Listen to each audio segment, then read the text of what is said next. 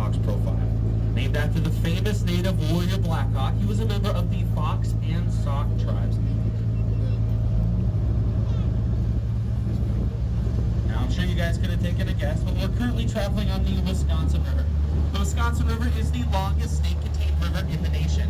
It actually gets its headwaters up at a place known as Lac Vieux de Sand. It's a big lake located on the upper Wisconsin-Michigan border. It then travels 435 miles crooked and diagonally through Wisconsin until it ends up emptying into the mighty Mississippi in Wyalusing State Park, just south of Prairie du Chien. Now, this dark brown color, as most people assume, it comes from dirt or different sediments in the river. That's actually not the case. The Wisconsin River is considered to be one of the cleanest rivers in the nation. This dark brown color actually comes from a substance known as tannic acid.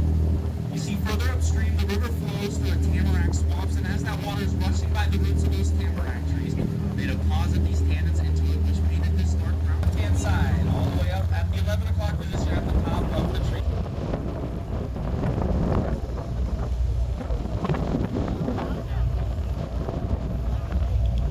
Now we can tell, because it has the white-tail feathers, that it is not a juvenile. It takes about 5 years for a bald eagle to get those white feathers. This is the old riverbed. You guys can still see it go right behind that beach we see off to that left. Now, at its shallowest, the old riverbed is only about 2 to 3 feet deep. And our boat today drafts about 4 or 5 feet under the water, so as you can imagine, if we try to go that way, we get caught up on a sandbar pretty quick. I'm pretty sure you guys are on the road to be hopping in the river and pushing the 50-ton steel oar off of a stretch across right on that left-hand side. Almost feels as it's so close you could reach out and touch it right now. These are known as the Butterfinger rocks. We call them that because of those beautiful orange colors. Now, those orange colors come from different minerals in the rock. There's different metals such as iron, zinc, maybe even a little bit of manganese.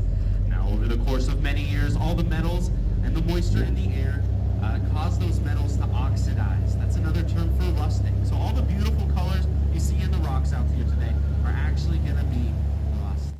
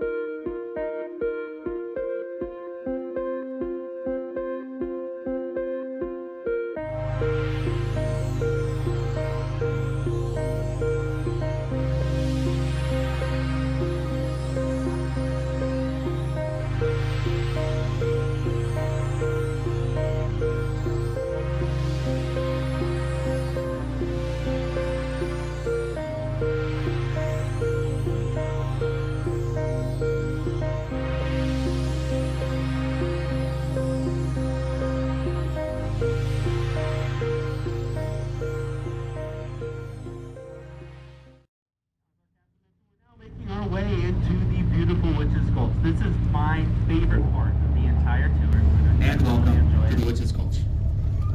Yeah.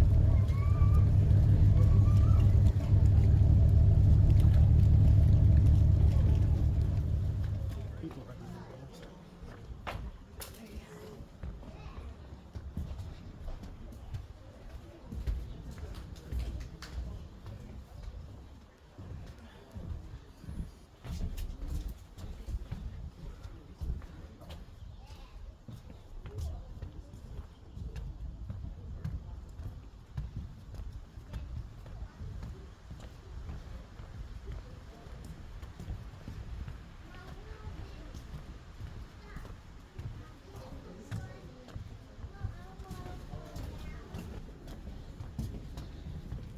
They do this at night. That ghost tour. Oh, is that Ghost what boat? this is? I was wondering what these lanterns are for.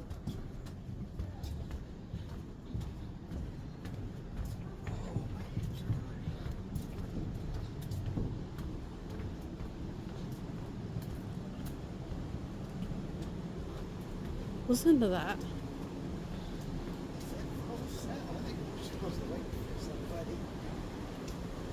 Oh, I don't know.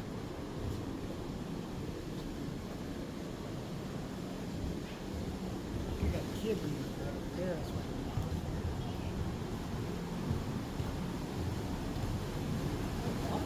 Yeah, it's something. Right underneath us. Yeah. Looks like a lot of water. See it there. Ooh. They're here. You can see the water down there. Oh, you can see it right there.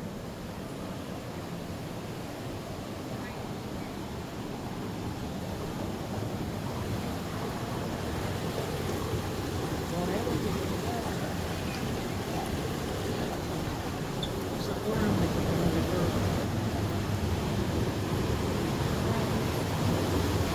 Oh wow, you really see it. Look, look, look.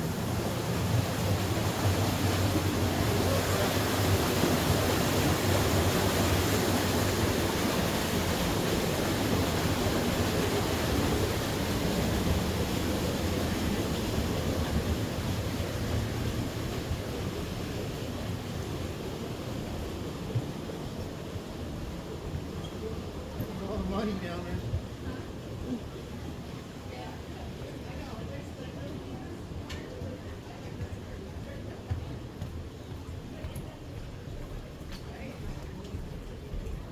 Well, that's the thing about getting back early, trying to get on the top.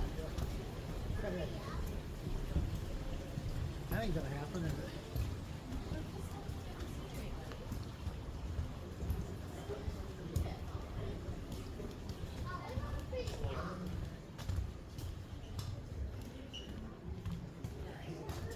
Pictures.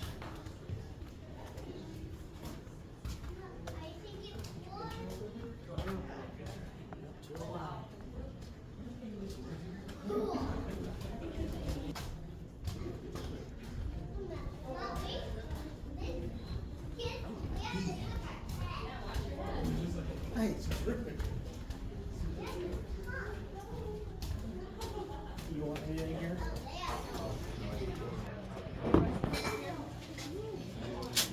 You said no receipt, correct? And you're also go back. Ice cream, nachos.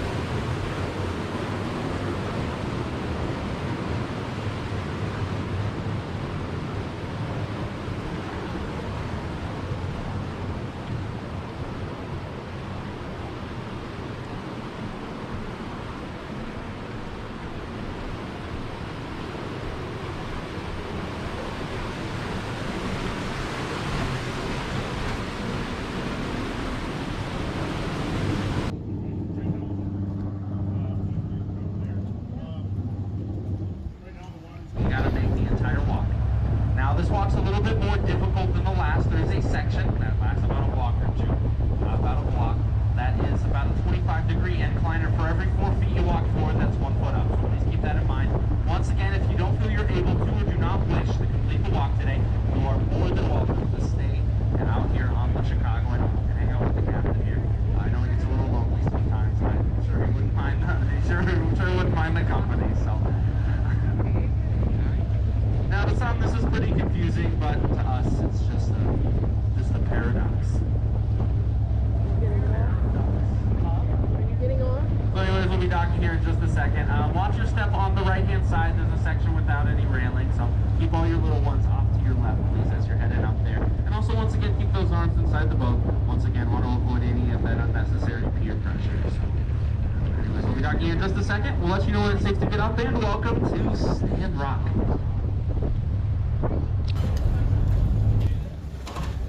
You realize you got everybody behind you, so you can't stop.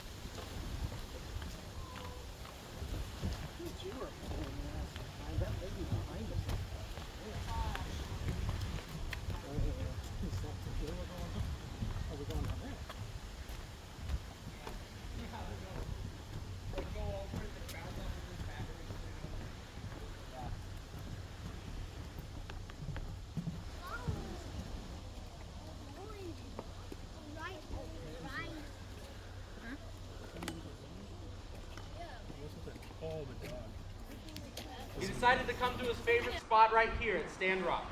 He stood on top of that ledge we still see behind us to this day. There's some more trees in the way nowadays. Set up his camera back there, and as any good father would, he sent his son Ashley up there to the top and had to make the jump back and forth not once and not twice, but 17 separate times.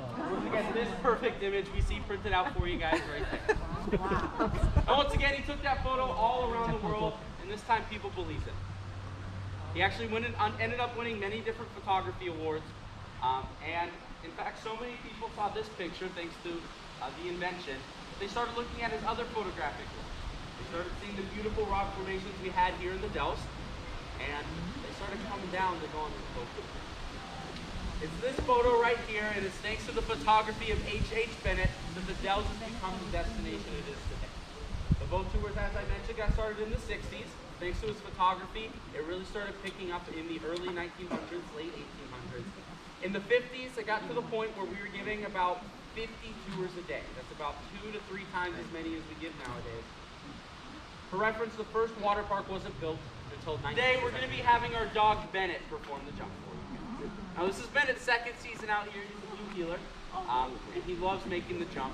So he's going to make the jump back and forth for you guys once today, not 17 separate times, in order for you to get that perfect shot. So if you want a picture, make sure you have your cameras ready. So make sure, if you don't want to miss it, I take a video.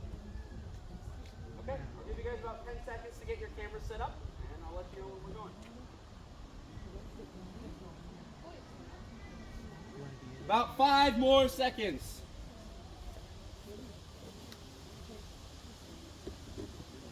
Okay, we're ready.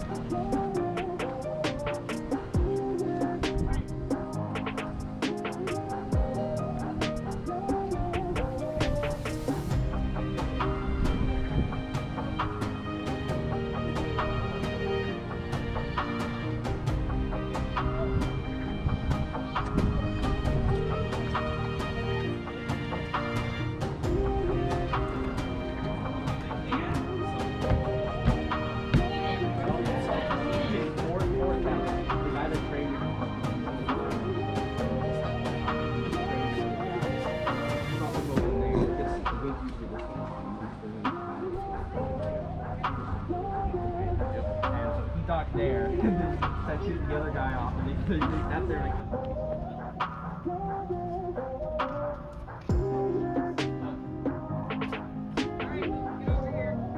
Yeah, let's get out of the way.